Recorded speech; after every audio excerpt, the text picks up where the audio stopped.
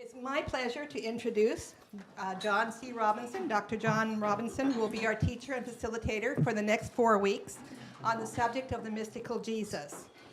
Dr. Robinson has spent a lifetime studying psychology, religion, spirituality, and mysticism. He earned an MA and a PhD in clinical psychology, a Doctor of Ministry degree in interfaith spirituality, and received his ordination from an interfaith seminary. A published author, he has 8 books out on the psychology, spirituality, and mysticism in the second half of life, including his most recent book, a novel called Breakthrough, which is, I have a copy of here. And I was hoping he'd bring some today, but he didn't, but he said he will bring some next week. So if you're interested in purchasing a copy, he'll bring some for you next week. A modest man doesn't want to sell his book. We'll sell it. Yeah. Thank you. He also taught for 7 years in a Catholic spirituality center and served on its board of directors. He has led countless workshops and conferences and has learned much about spirituality and religion. In his process of conscious aging, he has learned to speak from the depths of his own mystical awareness. It is this awareness that is available to all of us in the latter phase of our lives that he wishes to help us discover through this series. So without further ado, let's welcome Dr. John Robinson. I don't think I have a... Wow. Well, thank you. Thank you all for coming. What a great turnout. This is very heartwarming and exciting and pleasing, and especially for a topic like mysticism, which people say, I don't know about what he's going to talk about. So I am very excited to be here, and I'm thrilled that you're with me. This is Lent and the mystical Jesus, and today and the next 3 Sundays after this, I want to talk about the mystical symbolism of Lent and how the mystical experience itself can teach us about what Jesus was trying to tell us 2,000 plus years ago. If we can get inside the mystical experience that is still happening in the world today, all over, people are, and many of you have had mystical experiences, I know, and I would hope you would share them with me sometime along the course of our work. But what happens is that these mystical experiences actually are the same kinds of experiences that all the great religious teachers had. So if we can get inside of their experience we begin to understand what those words meant from a time that may be very different in terms of language and culture and history. So here's what we're going to cover for the next 4 sessions. We're going to start off with some basic vocabulary and distinctions so we can kind of build a common framework for where to understand mysticism. We're going to take a look then at a number of very powerful mystical experiences that I've collected from people from around the country and try to get inside them and see what they can teach us. And I hope some of these experiences will trigger memories in you about experiences you've had of a similar nature, which I know exist out there. And then perhaps you'll share them with us as well. We're going to hear the words of the mystics from across traditions and eras, so we find out this is not just one lineage, it's everywhere around the world. We're going to learn what the mystical experience has to teach us about the kingdom of God, which is so interesting, what people see in the middle of their mystical experience. Then we're going to look at the ultimate teachings of this experience and their implications for the coming of the divine human, which may be an evolutionary spiritual phase that's awaiting all of us. And who knows what else we may discover along the path. Anything's possible, as they used to say in the men's gatherings, coyotes out there, the tricksters out there. We'll see what takes place. So, but first I want to get started by kind of telling you what we're going to do today. We're going to spend some time just getting acquainted. I want to find out why you're here. And then I want to do some lecturing about the mystical Lent and the distinctions between religion and spirituality and mysticism, so we'll kind of understand and all be on the same page. Then we'll look at these mystical experiences, and then we will see where it goes from there. I brought my novel because it has a wonderful description of a guy who's having a mystical experience out in the desert, so it's very timely, very timely. So if we have time, we'll read from that as well. So I would just like to check in with you and kind of do a group check-in at first. Why did you come to this? Anybody? Let's hear from 2 or 3 or 4 people. Like, what is it about this topic of mysticism that said, hey, I'm going to come? Go ahead. No, we heard you before. Yeah. Oh, well, well, wow, no pressure there. Anything else? What is it? What do you think about mysticism? I'm going to share something directly here. Mysticism, the word mysticism bothers me. You mentioned that earlier. Yes. And it was just like, I get visions of Hogwarts Academy. And so part of the reason I'm here is just to find out what is the definition of mysticism, what's it all about? Thank you. I mean, you're so right on there. I appreciate you saying that, because I imagine that a lot of people have that kind of, what is this going to be? Is this going to get woo-woo on us, or really crazy? Other people, what? I bet there's a bunch, Matthew Fox says we're all mystics inside. It's just a matter of kind of getting in touch with that. Anybody want to share another idea about why they're here? Well, I was just going to say, for me, I think that there has been, continues to be maybe a little bit of duality between religion and my own experience, right? Jesus had a mystical experience because he was Jesus. And, I really feel that Jesus wasn't really a whole lot different than I am. And, he was a lot better at it than I am. But I like the notion of finding out who Jesus was, how his experiences went down, and how I can, learn from that and, look for those own experiences in my own life. Yes. Essentially. Beautiful. Yeah, I think we need to have a chance to demystify mysticism, so there's not something far out, but something that actually you already experienced. You might not have called it that. And I'll give you examples that might light up your memory. Anything else? Okay, good. Well, let's dive in then. So I want to get started with a lecture to kind of give you some context for where we're going in this course, beginning with Lent. Lent, as you know, it's already begun. It's that sacramental period of deep and sincere reflections that Christians pursue as lead up to Easter. Its 40-day duration, of course, represents the 40 days that Jesus was in the desert in preparation, really, for the ending of his life on earth, his work on earth, and his ultimate transformation in union with God. So for Christians, this is a time of moderation and repentance and purification in like preparation for the powerful and mystical significance and events of Easter. So we, in a small way, we participate in this experience in order to participate in his experience.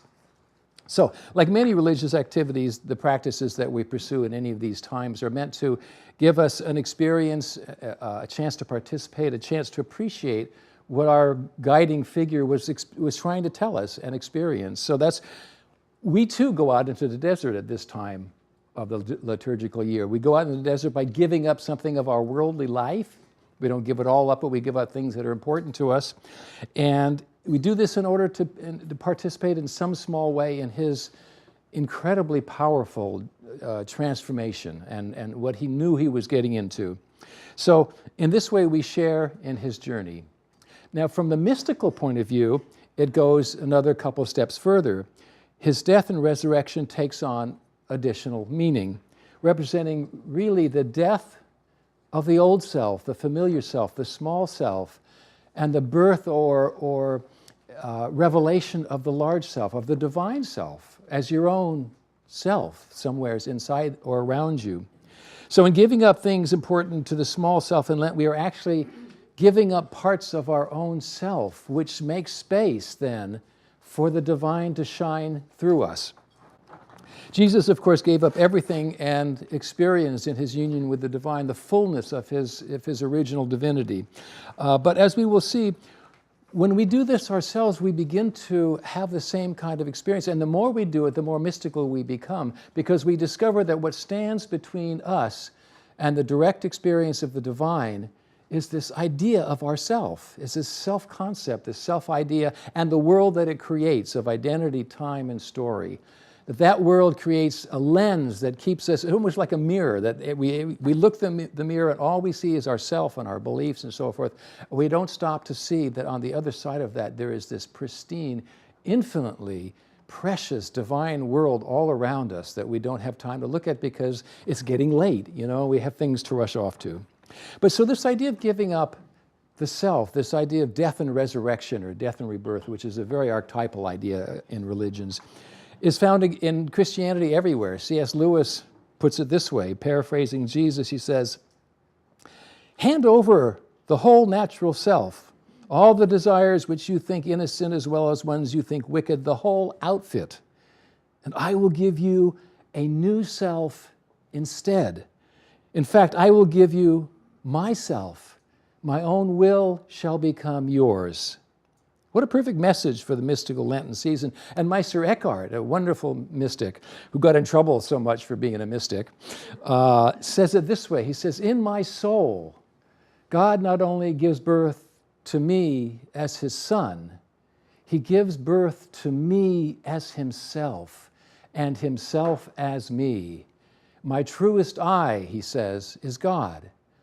Now that's really profound and mysterious, and what does that mean, and how can we understand that transformation that is really available to all of us, and especially is emphasized this time of year?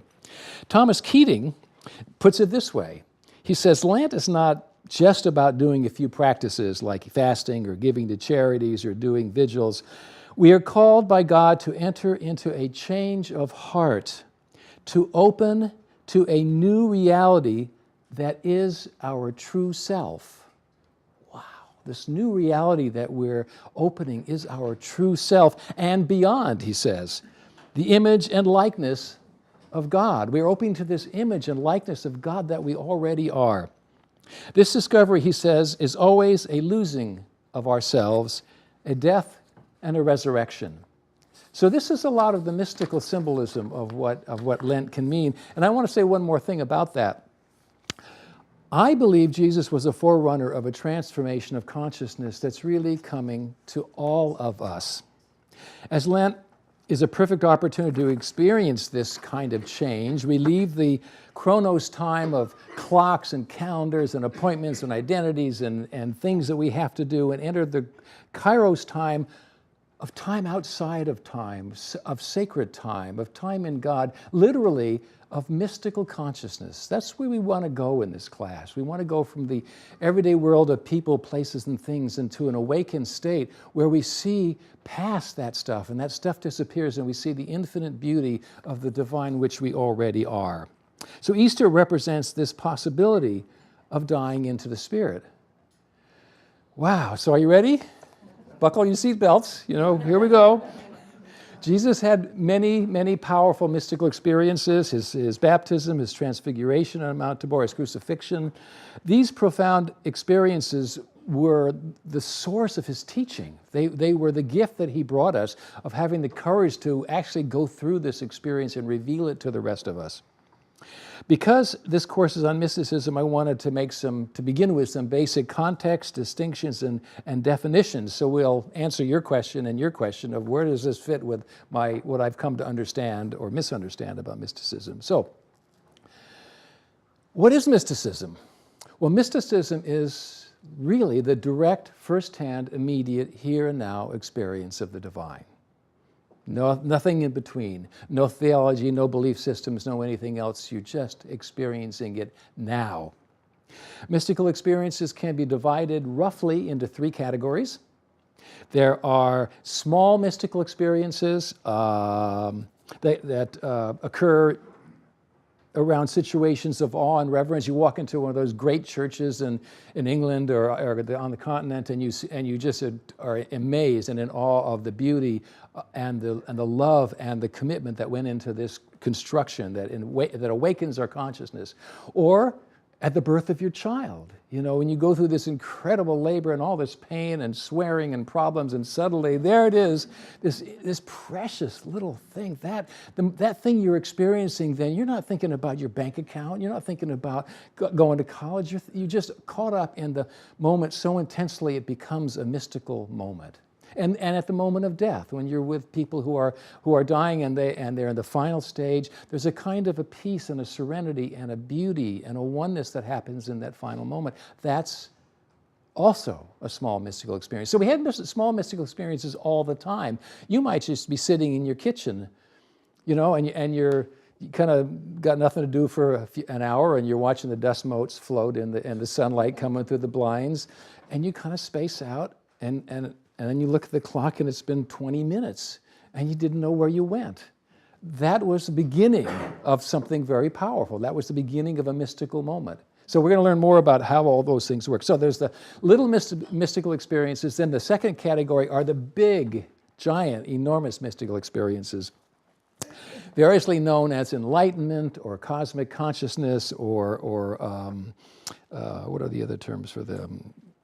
Anyway, you know what they are. These huge satori, these things that happen when people are just blown away by what they've gone through. And I describe one of those in the book and several minor variations. So these mystical experiences are profoundly important for what they teach us and for the fact that they are the origin of all religion. And then the third category is what I might call mystical consciousness, which is a learned skill that can allow you to step so completely into the moment, into the thought-free consciousness of being here and now, that the world begins to change right before your eyes, and you begin to have the same kind of experience, not to the same intensity, but to the same degree. So all three states share this same sacred, timeless, joyous consciousness, surrounded by an infinitely loving presence, blessing us with life-affirming realizations and transfiguring perceptions of reality. Those are all big words, but I'm going to give you some examples that will they'll bring it to life. These are absolutely spectacular experiences. So how does mysticism relate to religion? Big mystical experiences are the source of all authentic religion. Jesus, Buddha, Muhammad, Moses, Nanak, and countless other people had these profound mystical experiences, come back down, try to talk about them. Their followers, they're less enlightened, they're actually unenlightened followers, try to conceptualize their teachers' experience and lessons, hoping to understand and repeat and teach it.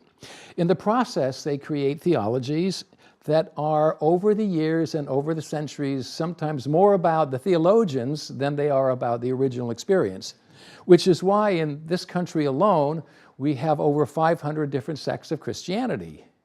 It's kind of amazing. One story, and at least 500 interpretations, some of which are enough to start a war over. I mean, and we've done it over and over again. So we can see that there's a real difference between the left hemisphere creating a belief system and the right hemisphere having this experience. And how do we balance the two?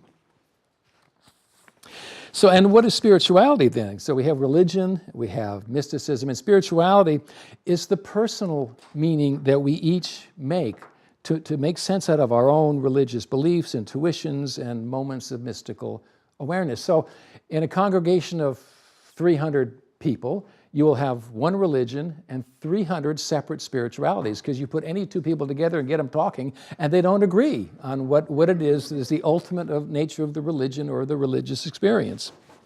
So hopefully our spirituality becomes a stepping stone. So we go from beliefs to our personal struggle of what does this really mean, to direct experiences that allow us to say, oh, I get it now. I see what he was saying. I'm experiencing it myself. So, does that help? Does that kind of break up the territory a little bit? Any questions so far? Okay, let's dive in. We have a great pool here of mystical awareness, and we're going to just dive right into it. So I want to read you some examples of big mystical experiences. Now, these are examples not taken from famous sages or mystics or important people 2,000 years ago whose language and beliefs and culture were foreign to us and maybe even hard to make sense out of, but from folks from the last century. I've been collecting mystical experiences for 20 years, and they're like the near-death experience in the sense that when you've read enough of them, you say, oh yeah, they're all saying a lot the same stuff. And when you begin to see that, this is why, as a psychologist, I like empirical things. I like things I can put my finger on and say, I know this is real. And as I've heard more and more of these mystical experiences, I say, oh my gosh, this is why I was born, to understand this, because this stuff is really clear. So, and here's the point. If we can understand what these everyday people experienced, we would be better able to understand what Jesus has been talking about all this time. See, that's the real catch. We can understand, get inside the experience. Wow, we're going to have a whole new take on what we've been learning. So, these mystical experiences come from my first book, Death of a Hero, Birth of the Soul, that I wrote 20 some odd years ago. As you listen to these people's words, put yourself in their shoes, put yourself in their experience, try to sense what it is that they may have been sensing in these moments, and see if it evokes some memory of a time when you stepped into that same awakened consciousness. Perhaps these descriptions will remind you of your own experience. Perhaps the consciousness that's still in these descriptions will touch your own deeper levels of consciousness and kind of stir up oh, I kind of think I know what he's talking about. I have a feeling of that. So I'm going to read, maybe 3, 4, or 5 of these, and we can stop in between and talk about what you're hearing. These are sacred. These are Revelation did not stop 2,000 years ago. Revelation goes on every day, and the more awake we are, the more we see and experience revelation. And these folks got it on a big level, and they weren't looking for it. It wasn't like they were practicing, yoga for 40 years and suddenly had a breakthrough. They were walking through a field and smelled a rose, and suddenly, oh my God, it's all there. So here we are. Enough buildup. I just love this stuff. I'm sorry, I just love it. So anyway, this guy's standing in a slum, in some kind of a ghetto, and he's looking out the window, and he says, "The room in which I was standing looked out onto the backyards of a tenement. The buildings were decrepit and ugly, the ground covered with boards and rags and debris. Suddenly, every object in my field of vision took on a curious and intense kind of existence of its own. And every object seen under this aspect appeared exceedingly beautiful. There was a cat out there with its head lifted, effortlessly watching a wasp that moved without moving just above its head. Everything was urgent with life, which was the same in the cat, the wasp, and the broken bottles, and merely manifested itself differently in these individuals. And all things seemed to glow with the light that came from within them. And I experienced a complete certainty that at that moment I saw things as they really were. And I was filled at grief at the realization of the real situation of human beings living continuously in the midst of all this without being aware of it." He said, "I saw how absurd my expectations of a vision of God, my notions of what such a vision would consist in, for I had no doubt that I had seen God. That is, had seen all there is to see, yet it turned out to be the world that I looked at every day." And he says, as Blake put it, all life is holy, and that is enough. Even the desire for more seems to me mere spiritual greed. It is enough that things are. A man who is not content with what is simply does not know what is. Isn't that beautiful? It reminds me of Buddha's first description of our why we have such troubles is for principles, and it was suffering. But the word he uses is dukkha, which translates actually to pervasive unsatisfactoriness. So you make yourself miserable by saying, "Oh, this is beautiful. That could be fixed. That window's not clean. Oh, would you just dress a little different, honey?" It's like we don't see the beauty. We see our ideas about it, and those ideas cause us endless unhappiness. If we were awake in the world as it truly, well, we'll discover this later. So here's another, yes. I had an opportunity to spend time with Cynthia Bourgeau this fall, and she's a Christian, modern Christian mystic. Yes. One of the exercises she had us do is we were raking leaves and doing things like that. And she said, during your work time, notice how often your mind goes to like and dislike. Oh, I don't like raking. I like, putting the leaves in the bag. Oh, I don't really like being outside. I like it when the sun, and And it's almost endless, our like and our dislike. And I think that contributes to that pervasive sense of unsatisfactoriness. Exactly. And it contributes to this wall of opinion that stands between us and the divine world. It's amazing. So this woman with whom I corresponded described her experience in these words, and notice which words you start hearing over and over again, because it's so interesting. She says, "It was a morning late in July. I awakened on that morning to a world altogether different from the one that I closed my eyes upon the night before. I was aware of an unusual feeling of joy. Even before my eyes were really open, I was aware of much light in the room. And I recall a moment's wonder at how there could be so much light when the heavy drapes were closed. Everything," she said, "around me had come to life in some wondrous way and was lit from within with a moving, living radiance, which revealed the commonplace objects around me to be of the most breathtaking beauty. The one thing," she said, "that was above all significant was that everything was literally alive. The light was living, pulsating in some way I could not quite grasp, intelligent. The true substance of all I could see was this living light, beautiful beyond words." She says, "I gasped at the beauty of a neighbor's cat which ambled slowly across the lawn, and at the lawn itself, which was a sea of shimmering jewels, an ocean of iridescent light in both sun and shade, and I became intensely aware of the underlying rhythmic tide which made all of it a cohesive, living organism. It's all one thing." And she said, "I thought we dwell in a fairyland of unimaginable beauty and sublimity and know nothing of it. My newfound world was an immense cathedral in which I moved, flooded with wonder, joy, and reverence." Does this stir any kind of memories in you about those moments when suddenly, oh, I got so much poetry about that too. One more and then we'll maybe do some more talking. Sitting at her desk as a college student, this lady recalls, the small, pale green desk at which I'd been so thoughtlessly gazing had totally and radically changed. It appeared now with a clarity, a depth of three-dimensionality, a freshness I had never imagined possible.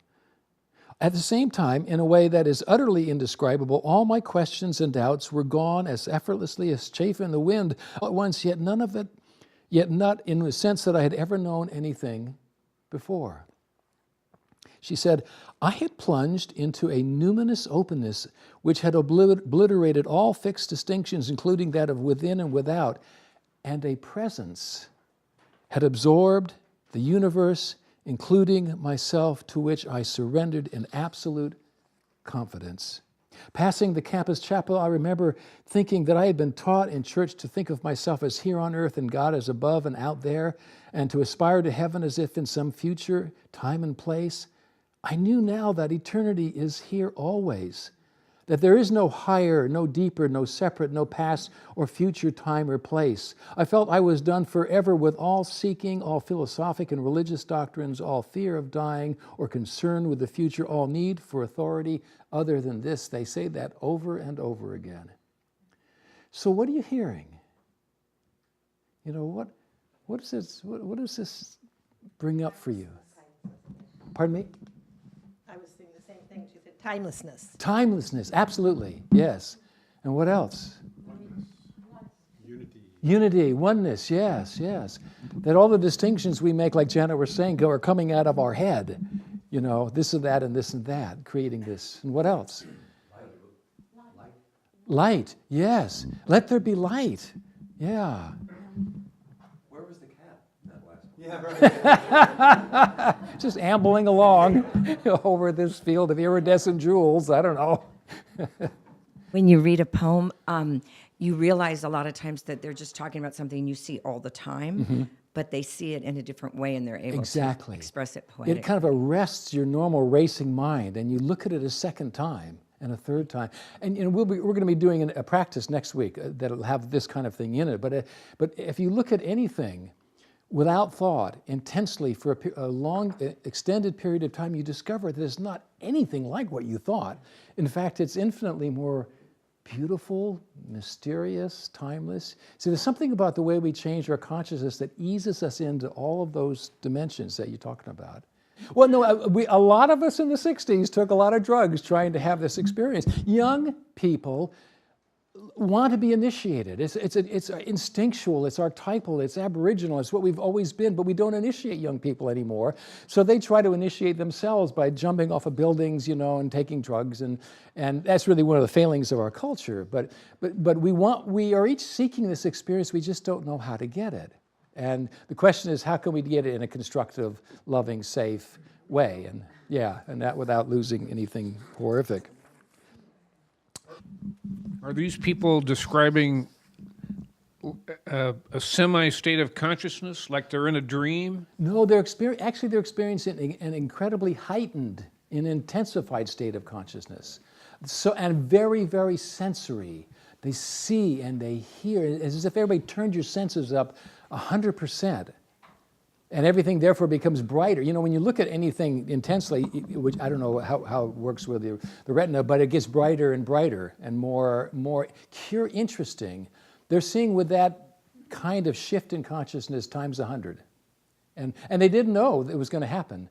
And afterwards, they all say, I will never forget this experience. People who've had this experience, it's as fresh to them 30 years later when they're telling me about it as it was the time they had it. This man walking home from a train station said, "It was now that I found myself looking at a certain house, one with which I am very familiar, as I'd seen it many times before. According to one's ordinary perceptions, it was a rather ugly little suburban villa, but now it appeared to be quite otherwise. I stood and stared at it, and the mere sight of it filled me with indescribable joy. I realized that could one always live in this state of this level of consciousness, then the whole world would be changed. It would be another world in which there could be nothing which we habitually call ugly or evil." He says, "Everything I saw was mysterious and wonderful, and my ability to see, my actual physical eyesight was greatly sharpened. Even distant things, the cloud formations, the moon, were miraculously clear." So it's not like you're going off into a dream world. It's so much more like you're going into the real world. And he said, "I felt that the world of nature was utterly right and literally an act of God's, and that to know this and to be permitted to appreciate so much of the wonderful and the adorable was nothing less than bliss. And this was reality.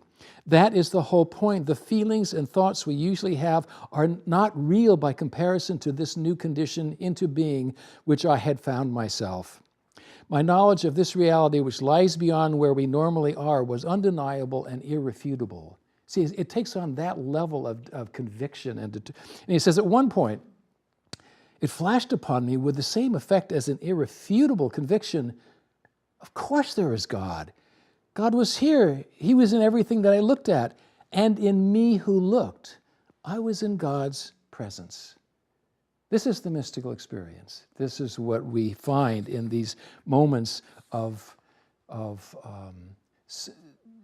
metanoia, just sudden, enormous transformation of, and people come out of this with the same, always feeling less afraid of death, more optimistic about life, more humble about who they are, less interested in doing anything important and big, and no longer wanting to be VIPs. It's a life-transforming kind of experience.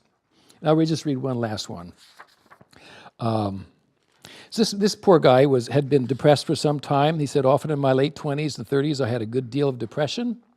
At the age of 33, I felt I must be going mad. I felt shut up in a cocoon in complete isolation and could not get in touch with anyone. Things came to such a pass as I was so tired of fighting that one day I said, 'I can do it no more. Let nature or whatever is behind the universe look after me now.'" That's that low point. "Within a few days," he said, "I passed from hell to a heaven. It was as if the cocoon had burst and my eyes were open and I saw." So this is not going to some other dreamland. This is seeing it as it is. He says, "The world was infinitely beautiful, full of light, as if from an inner radiance. Everything was alive, and God was present in all things. In fact, the earth, all plants and animals and people seemed to be made of God. All things were one, and I was one with all creation and held safe within a deep love. I was filled with peace and joy and with deep humility and could only bow down in the holiness of the presence of God. He summarizes, he says, it was as if scales had fallen from my eyes and I saw the world as it truly was. Isn't that different than what you ever expected should be a religious experience?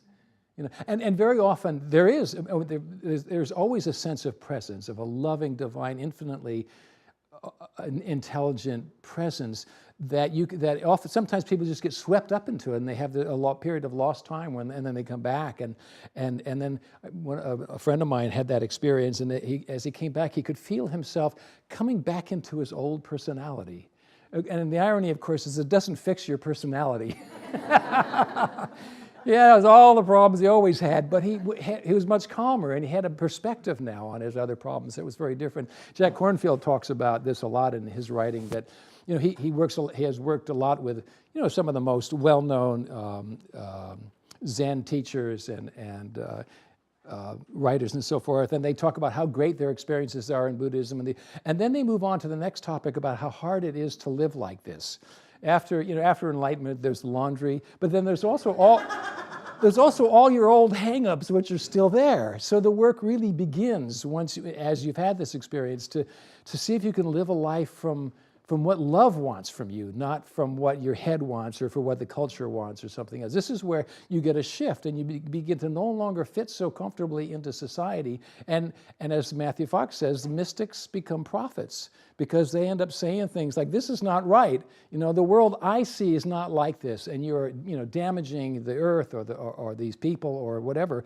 And then they get in trouble with the powers that be. So. Lots of people have talked about the meaning of these experiences, but I just want to read just one because Maurice Buck did such a nice job doing it.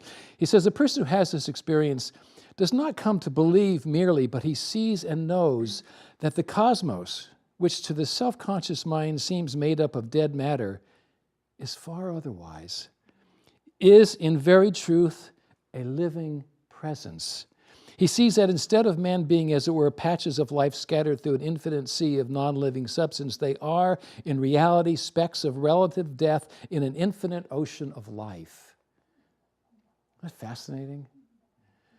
So, if you had this experience, how would you feel? How would you look at the world differently, do you suppose? I'd have to put down my cell phone and my laptop. Yeah, absolutely. I don't pick up anything. Yeah. Because every time it rings, you go into your left hemisphere of all the things you think you should say, and you lose it again. That lady, Jill Boat Taylor, that neuroscientist who had the stroke in her left hemisphere? So, it was catastrophic. She couldn't even figure out how to punch the buttons on the phone to call 911 or to call for help. However, with only her right hemisphere there, she was having blissful moments. And I corresponded with her, and she said, "I am convinced that heaven on earth is in the right hemisphere." Because the right hemisphere is this sensory, intense awareness of what is, that is not mediated by language. Language is a wonderful thing. I think early on in our evolution, we were much more mystical or much more focused in the right hemisphere because we had to sense and feel the seasons and with animal movements, and we had to make a relationship with everything in life in order to become one with it.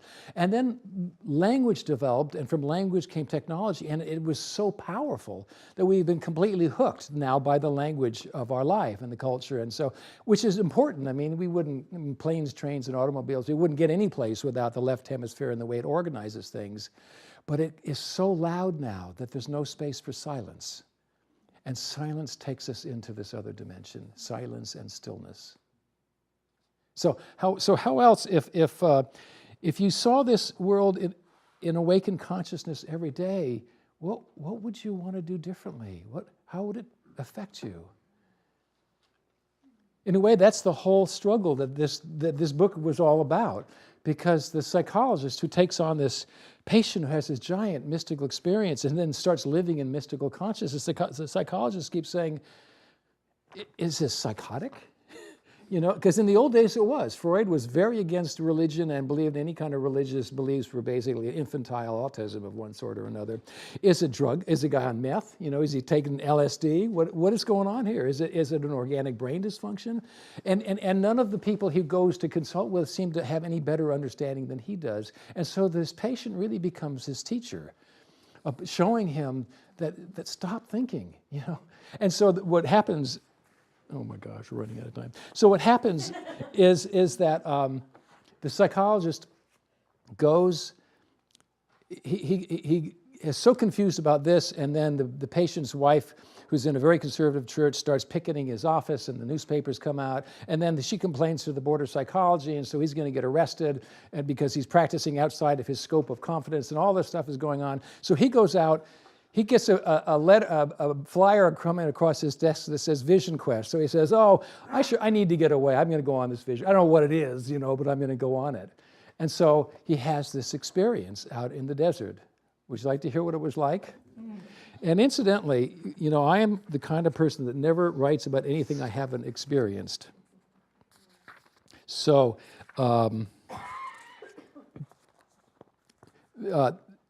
So there he is. He's trekked out with this group of people. They sit for 3 days in preparation. They go out trying to find their sites in the Nevada desert, way out, away from anybody. There's just dry arroyos and hot sun and nothing to do. And you don't have a phone. You don't have anything but a journal and some water. And you go off to your place for 3 days. And so they've been out. So this is where it begins. The early morning was still cold. Tom hiked carefully. His backpack heavy with bedroll, sleeping bag, warm clothes, his personal journal, and 3 one-gallon water jugs tied to his frame. Trekking over loose rocks and dry riverbeds, Tom stumbled frequently, unaccustomed to the top-heavy weight of his pack. His legs grew wobbly as he traversed the nearly 3 miles to the site he had picked at the base of a rocky butte. Tom was now truly alone. The solo quest had begun. When he reached his campsite, Tom blessed it with an offering of tobacco and cornmeal as Sam had instructed, sprinkling it in the 4 directions: east to the beginning of life, south to the body and emotions, north to the elders, ancestors, and their wisdom, and west to the end of life's journey. He wasn't sure how he felt about any of these Native American rituals and didn't really know much about prayer, but performed them with sincerity. Tying his tarp between a large boulder and his backpack, Tom set up camp and waited. The sun climbed into the sky with infinite slowness, finally stopping to glare down at him from directly above. Now Tom could not be sure that the sun was moving at all. Boredom, heat, wind, insects, hunger, wind, loneliness, boredom, thirst, water, hunger, wind, frustration, heat, heat, heat. He meditated and prayed, wrote in his journal, sipped water to quell hunger pains, walked around unexpectedly. He stripped off his clothes and stood naked in the elements, the wind, sun, and air bathing his naked body, baptizing him. Time stretched until it seemed to break and there was no time left at all. Had he entered some other dimension of time and reality? He dressed and sat quietly on his sleeping bag. The first day finally ended. Tom didn't think much had happened at all. The sun, which had stared down at him with little interest, now sank rapidly over the mountains to the west. Tom moved his sleeping bag from his tarp shelter out under the night sky. Fear crept into the bag with him. Were there predatory animals at night, night spirits, nightmares? He had never been so alone in his life. Curling into a ball, Tom prayed to whoever God was for protection, insight, and comfort. Watching shooting stars and satellites play through the Milky Way, he eventually fell asleep. Dawn. He was learning to love the sunrise. It began with the barest hint of light over the dark eastern ridge and then gradually spread its glow across a perfectly azure sky to awaken the world. He greeted the sun as a friend now, welcoming its warmth and light. Reflecting on these thoughts, Tom noticed how his consciousness was changing. It felt like the first day of creation. And he was beginning to relate to the earth and sky, sun and moon, weather and plants and animals as if they were all alive, sentient beings in communication with each other. He spoke to them asked them questions, shared his feelings, prayed for their blessing on his day. Everything had a kind of meaning and message, though he couldn't tell if it came from them or him. The wind said, "Be still. Watch." The bird said, "Wake up. Pay attention." The ground said, "You are resting on the mother." It was comforting, puzzling, intriguing. Wow, he thought, this different consciousness is just below the surface in us, hidden by the distractions of modern life. It comes out like stars at night when the glaring lights of civilization are absent. I wonder where this is going. The second day grew hotter and Tom's hunger pangs more insistent. For a moment, he realized he was drinking water too fast. It would not last if he continued at this rate. For over an hour, all he could think about was eating, remembering the taste of all the foods he loved and some that surprised him: French toast, Diet Coke, scrambled eggs, Thanksgiving stuffing, coffee, BLTs. He had to stop himself. This was torture, and the second day was just beginning. God, it takes forever. Worse, time had not only stopped, it was now taking forever, which was one of the strangest thoughts he had had so far. Nothing to do. Well, needing something to do, Tom began to build the prescribed medicine wheel. It was a ritual. Picking rocks of all sizes, he made a large circle with an opening to enter and exit. In it, he used other rocks to symbolize the important people in his life, past and present, his parents, grandparents, ancestors, children, wife, and future unborn grandchildren. He started thinking then about his entire life. Childhood disappointments, the death of his father, all the things he hadn't said to his father and grandmother, how much he loved his wife, what he wanted for each child, regrets he hadn't done enough for the family. As the sun set each day, so his life would set someday, and he would leave his children and this world. This was the autumn of his life. The wind picked up, as it often did in the afternoon, seeming to know and express his mood.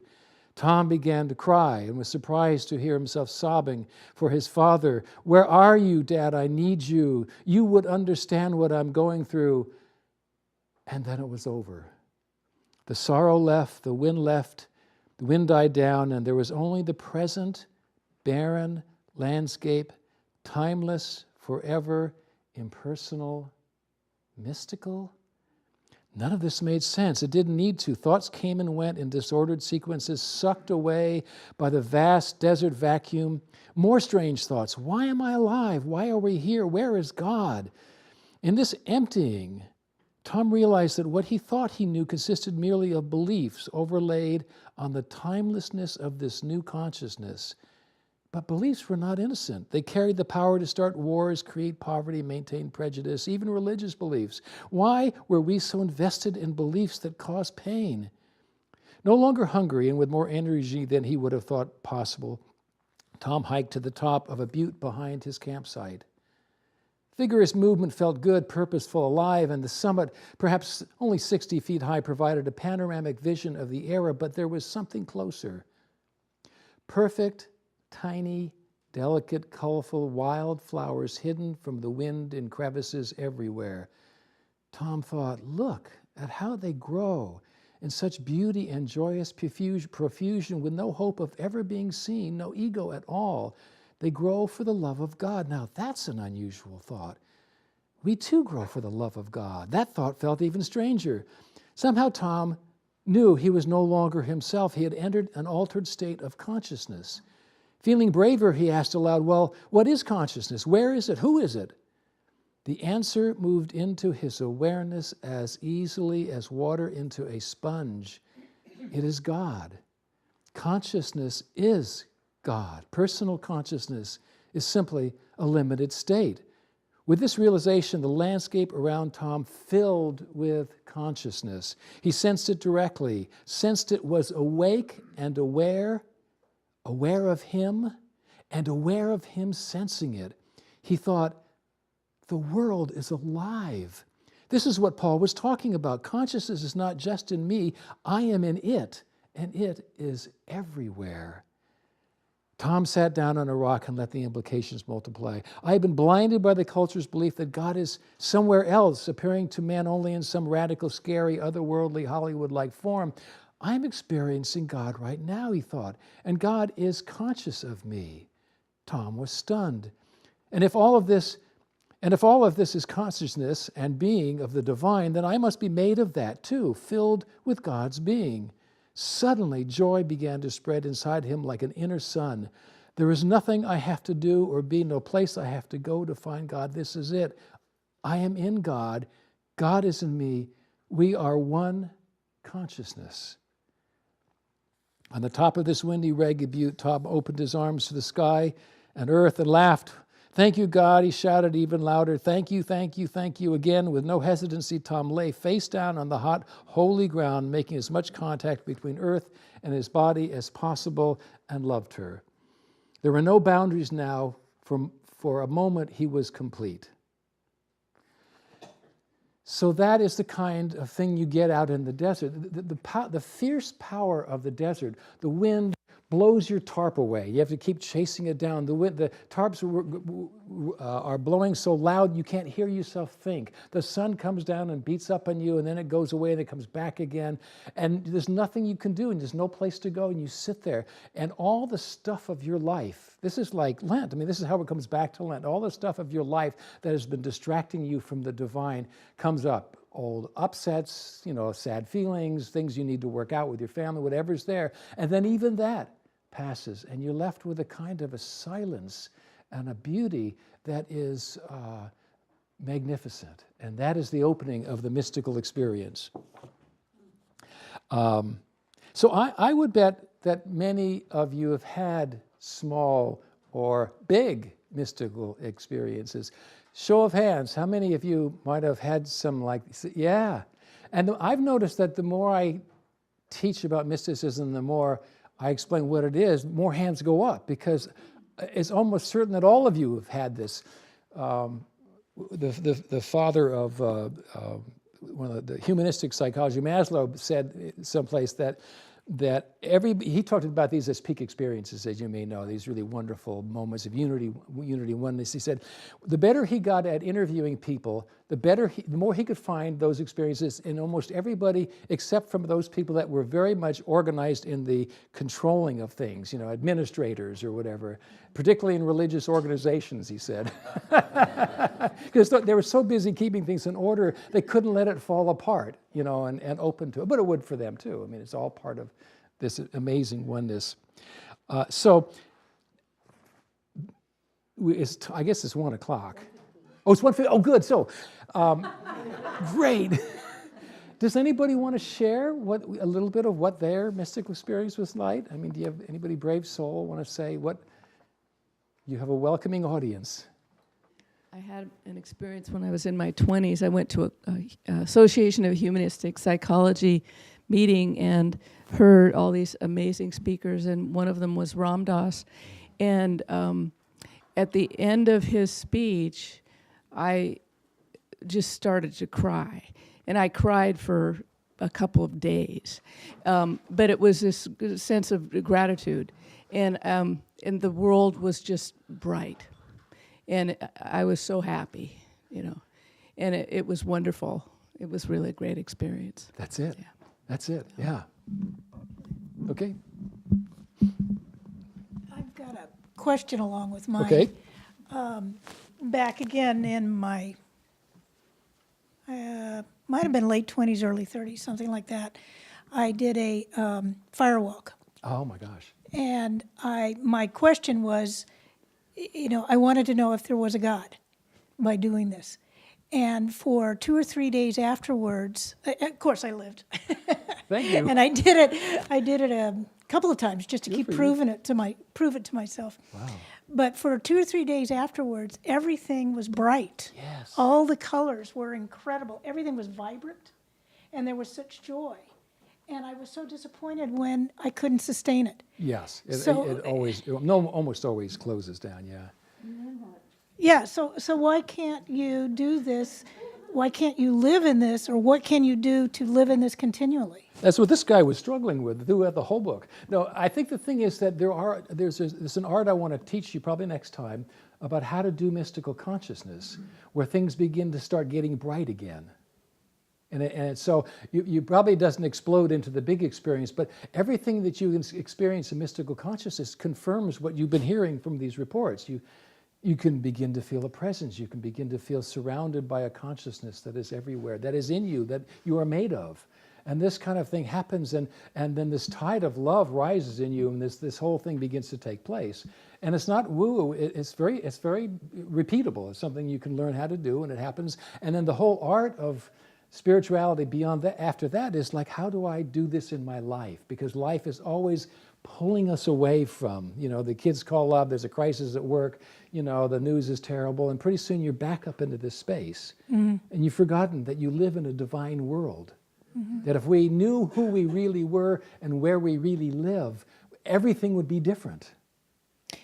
The other part of my question, I thought I heard you say in the beginning that, and maybe Diane in her intro, that this is what comes in the second part of life. No. We have this experience as children. We don't have a name for it.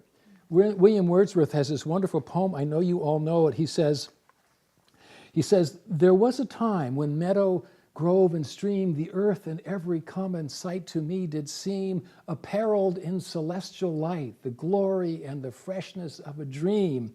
He says, it is not now as it hath been of yore, where so I may, by night or day, the things which I have seen I can see no more. He said, but trailing clouds of glory do we come from God who is our home. Heaven lies about us in our infancy.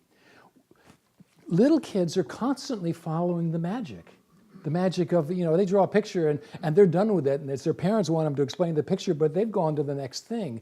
We live in this world that is full of sensory wonder and brightness. And then in school and with all the things we have to learn and cram into the left hemisphere, it shuts down. He says, the shades of the prison house close down around the growing boy. And so pretty soon you come to actually believe that your job in life is to be somebody important, is to do something and become somebody, have a resume and a curriculum. And then all the way up to midlife, you're trying to do this. And at midlife you say, why am I doing this? I mean, I've had all the success, or I haven't had all the success, but in either case, I'm not happy. What am I doing wrong? And and that midlife is really a way that asks us to try to remember why we came here, and get back on a track that opens us up to the mystery and the wonder of the world. So it happens in childhood. It happens in crises, when you're the altar. It happens in car accidents. You're in a car and it starts to roll and time stops. Mm-hmm. Whoa, and everything, you can see everything with such hyper clarity. Mm-hmm. You're in that happens to runners. It's the zone of an NBA player who is really on. He sees everything on the court, and he is in that space where it's all one thing. So, and that's what they call the flow, actually. You've kind of touched on this. You've touched on this a couple different ways. Uh-huh. Do you feel that a practice of prayer and/or meditation makes you more receptive to this? Because that's what my experience has been. I think it does. It makes you more receptive. It makes you more receptive to mystical consciousness. Absolutely. Will it bring the big one? That's a matter of grace. There's no way of predicting that. I've read a lot of research about that, and people say, well, there's triggers, great beauty or music or a smell can do it, but it doesn't do it for everybody, because the next person can see the great beauty and say, oh, that's just a tree, And so, but the more you practice this kind of mindfulness, where your senses wake up. It's sort of like in those old movies, where the person is screaming hysterically and the guy comes up and whacks her across the face. Says, "Come to your senses." That's the way we live. We're in this hysterical, wild world of Republicans, Democrats, and all these things that are going on. And someone needs to just say, because it's a very physical thing. It's loud. Not that I encourage it, but it does bring you to your senses, and you say, "Oh my God, what was going on with me just now?" That's the art of waking up, is to become very, very sensory and to stop thinking. Any other mystical experiences to share? So, yeah, about time to wrap up. How does all this relate to Lent? Yes.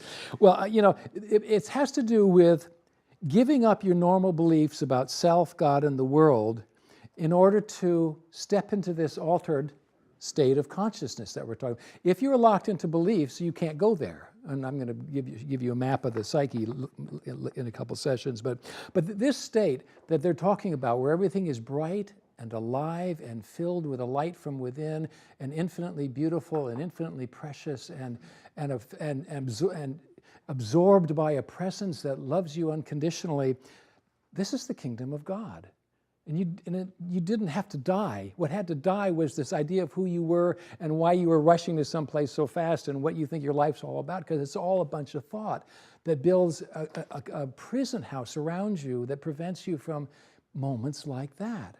And they're happening all the time. Your homework assignment, if you care to do it, is just to observe when you start noticing times of, oh, wow, this is what he's talking about, you know? Or even just, nature mysticism is a wonderful way to awaken that spirit, that thing, because there is a presence in nature that is that's easier to sense and feel. And as you're feeling it, you know, then the bird chirping and the smell and the drip, the water sound of the water dripping, it becomes an altered state. And there you are again. And it's also very mythic, because your notion about the king, you know, it's like a dead king. The mythic imagination begins to rise up in that too, you know, and you get images like that. Okay, so this is probably a good time to stop. We've opened to a new reality, as Thomas Keating would say, about our true self and beyond. Next week we will go deeper. See you then. Thanks for coming. Thank you.